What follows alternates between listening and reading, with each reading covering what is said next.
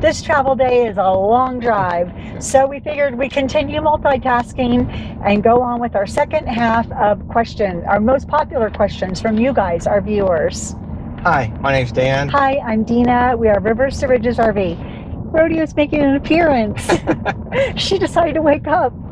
If you didn't watch last week's video, the whole concept is we have a list of questions from these are some of the most popular questions we get from our viewers and just fellow RVers. Yep. Last week we went through, I believe, 10 questions and answers, and this week we're going to try to get through some additional ones. So with that said, you ready? I am ready. Fran writes in and asks, what is the number one thing you wish you could change? Number one thing you wish you could change. I'm assuming she means RVing, right? I would think so. Number one thing you wish you could change? Yeah, I'm assuming, Fran, you're asking about RVing. To me, I wish Dean and I get to do so many awesome adventures, and we get to see so much stuff. We want to share it with people, right? Yeah. And, to be honest with you, it's kind of why we do some of these videos. We like sharing some of this. But if I could change anything, I wish there was a way family and friends could enjoy this with us and experience it with us. Yeah. Yeah, I agree. I really do. I think you pretty much nailed it. Okay, Terrence's question is, what is each of your biggest regrets? Biggest regrets. I don't think I have any regrets other than not doing really good research on some of the destinations. Yeah, this, if you didn't watch our first video on this, we kind of answered this in the first video. I think they asked about mistakes, but this is really, I think we classify it as a regret. And basically what it is doing some of our research. We probably should have done a little bit better research on some of the locations that we went to, or even some locations we passed by, because we both know that we've missed some things that we've driven by some incredible sites that we wish that we could have enjoyed. Yeah, we just didn't know. We didn't know. So yeah, I guess our biggest regret was not planning well enough. Right. And like I said in last week's video, we're already working on next year's calendar, and we're not making that mistake again. Yeah, not at all. Jim would like to know, how long do you stay in one place, and do you ever boondock? So we like to stay in one place at least 2 weeks, about 2 weeks. Like we said before, Danny still works full time. So by staying 2 weeks, it gives us at least one weekend, one full weekend, to do something that we would like to do in that area. We do try to get out during the week after Danny gets off work. However, it doesn't leave a lot of time, to do much of anything. So 2 weeks works well for us. And if you think about it, if we only did 1 week, again, I work Monday through Friday, and we travel on Saturdays. So if we only stay for 1 week, that means we only have a Sunday to really have a full day in one location. And if the weather's not nice, or one of us isn't feeling well, I would be the one not feeling well. It limits us. So 2 weeks works for us. If you're retired, if nobody's working, one week might be plenty of time for you. But we also at some places we will stay longer than 2 weeks also, but on average it's 2 weeks. Yeah. Waylon asks, is Rodeo a male or female, and how old? Rodeo, are you a boy or girl? Rodeo is a girl, and we get that question all the time because of her name. When we got her at 3 months old as a puppy, Rodeo just fit her perfectly. We used to call her riding or something. Rodeo Tornado. And she is a girl, and she is 9.5. She'll be 10 actually in March. She's my girl. She's a sweetheart. Love her to death. Good question though, Waylon. Yeah. Because everybody asks, we get that question. Yeah, we get a lot. Amber asks, what is your favorite place you visited so far? I don't know if I can answer that one. Yeah. Is that Amber? Yes. Amber, why'd you ask that? That's a tough one. It's very tough. We've been very blessed. We've got to see quite a bit. Every place you go has its own unique, I guess, atmosphere or personality. Own unique personality. Good way to put it. Different adventures and different locations. So it's hard to compare apples to apples. Yeah. Every place is different. I honestly don't know if I have one particular favorite. I don't know. Yeah. I don't. Okay. I have a few favorites, but I don't know if I can narrow it down to one. Okay, so let's try this test then. If you could only go back to one place that you've already visited, you're only allowed to go back to one, where would you go? Rocky Mountain National Park. Yeah, probably the same here too. So maybe that's our answer. Maybe the answer, but I hate to say that because there's so many. But yeah, I guess we both do love Rocky Mountain National Park. So if you had to say one, let's go with that. And if you haven't been, go. Okay, Dr. Bob, how do you find places to stay? RV Trip Wizard. Yes, RV Trip Wizard. It's kind of like an American Express card. Don't leave home without it. We do all our planning with RV Trip Wizard. We actually did a video on that as well, on how we plan our trips. Yeah, we'll actually attach the link. Yeah, we can put a link up there if you'd like to look at that. But yeah, RV Trip Wizard, if you're not aware of, it's just an app. It's a web app, and it's for RVers. You can plan all your trips. It's supposed to be RV-friendly routes. You plug in like the size of your, the height of your RV, the length, if you have propane, all those kind of things, and it will route you accordingly. We haven't had any problems yet. Nope. But yeah, RV Trip Wizard, we use that all the time. Religiously. And we use that also to find campgrounds as well. Oh yeah, we do. So, yeah, RV Trip Wizard. For sure. Gary writes in and asks, how does Rodeo cope with RVing full time? Rodeo is actually doing phenomenal on the road.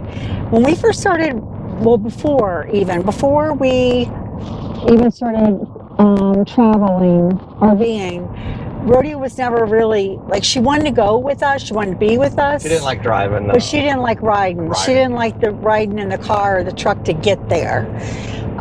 So we were like I was a little worried when we first started out, but she has adjusted so well. She runs to the truck. She's the first one in. She can't wait to see where we're going on travel days. As you can see, she sleeps a lot, but she's 9.5. She's having adventures just like we are. We do try to take her as often as we can. We can't take her everywhere, especially a lot of the national parks. But wherever we can, we do. She has a blast. She loves the trails. She loves the sniffing everything, barking at the elk and the pronghorns. Yep, seeing all the kids. She loves children, swimming people. in some of the creeks. A lot of people will say Rodeo's living her best life. She really is. Yeah, I think so. Yeah, she really is. She really enjoys it, and I am extremely happy that she is having so much fun and she's adjusted as well as she has. That may be too because she's older. Part of that might be because she's older. What I don't know, but I'm very grateful. Okay. Brian would like to know, are you happy with your decision to purchase a Grand Design fifth wheel? Yes. Yes. Absolutely. Is that Brian? Brian. Mm-hmm. Brian, yeah, we're very, very happy. And also we're happy with all the options we got as well. I think we got most all options, not quite, but I think we made the right choice. We made the right choice with the RV, with the options, I think even with the tow vehicle. So yeah, no second thoughts, I don't think at all. No. Now maybe, and we've talked about this, maybe once I do retire, our habits change. Right. Maybe we wouldn't go with a toy hauler, maybe we go with something else, but right now in our lives, this is perfect. This is what really works well for us, for sure. I love it. Jasmine asks, how do you maintain your truck while on the road? Oh, Jasmine, you brought up a sore point. Not a sore point well, for just the 'cause something worry of just it happened. before, but yeah, we'll it tell you ended in a being second. great, working out fine. But to be honest with you, so far anyways, the truck has just been normal maintenance, oil changes, tire rotations, things like that. Dina will set up an appointment usually and take it to the Ford dealership to have that kind of stuff done. And it's usually not that big of a deal. We just kind of plan ahead. Right. And do that. If you know these diesels now, they have to have DEF, which is diesel exhaust fluid. Yeah. Dina will usually pick up a couple jugs of that, which you at the Ford dealership just to save a trip anyways. So normally it's not that big of a deal. Right. Now, we did have something that happened to us just earlier this week, about 3 or 4 days ago. The truck was acting up. We were getting all kinds of warning messages and service engine and things like that. And this is where living on the road can get tricky. Luckily for us, Dina took it. Do you remember the name of the? After you did not get a night's sleep, a good night's sleep, I took it to Capitol Ford in Santa Fe, New Mexico, and Bart, the service advisor, was awesome. Yeah, they got the truck in and out within just a couple of hours. If that, I don't think it was that long. And we were good. Luckily for us, it was just a minor fix. But this does bring up a point, though, and this is all part of being on the road full time. If they couldn't get us in time, and some of these Ford dealers, they're booking a month out, so that's a possibility. A month or longer. Or longer, yeah. If they couldn't get us in, we were stuck where we were at. We happened to be in Santa Fe, New Mexico at the time, so not a bad place to be stuck. But we would have been stuck. We would have had to, hopefully the campground would have availability for us to stay there. We would have to rebook. We would have been without a vehicle. We would have a vehicle. We would have to rebook our upcoming sites. So it can be a hassle. This is something you're going to have to deal with, or hopefully you don't have to deal with it, but you have to be prepared and just... And also I wanted to add, keep in mind, we've actually been to places where I've called in to get the oil changed, and they can't do a dually. So not every single dealership... That was the tire rotations. Oh, I'm sorry. That's right. It was a tire rotation. Not every single Ford or dealership for your vehicle may be able to accompany your specific vehicle. Right. So keep that in mind. You might have to call around. Okay. And then the last question is from Robert. How hard is it to tow your RV? Not hard at all. Yeah, it doesn't bother you, does it? Not a bit.